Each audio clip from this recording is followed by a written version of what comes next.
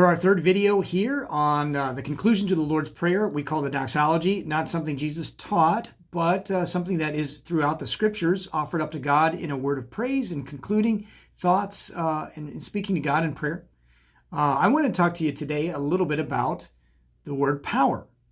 So when we say in the concluding remarks, the doxology, for thine is the kingdom and the power, what do we mean by that? What are we saying when we say, to you belongs the power? Again, think about this. What's the difference between concluding the prayer this way, to you belong all power, or, Lord, this is what I've asked of you, but I suppose it belongs to me, the power to do this, right? We would never say it that way, but what are we acknowledging when we say, for yours is the kingdom and the power, and the power?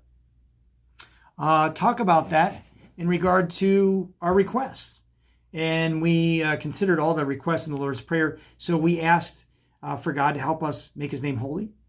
We asked God to, in that right, keep his reputation intact. We asked God to further his kingdom in our own hearts and in the hearts of others, whether increasing faith in the hearts of believers or reaching the lost. We asked that his will would be done. Everything that opposes him would be torn down. We asked that he would provide daily bread, and we talked about extensively what that all means.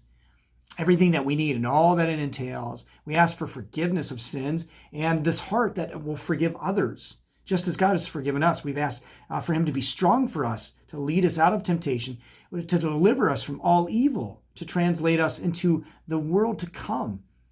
So we've asked for all these important things. Why is it important to say, for yours is the power? What are we saying by that? Think about this, too, as you discuss that as a family. Matthew 19:26, Jesus looked at them and said, with man, this salvation, it's impossible. But with God, all things are possible. With God, he has all power.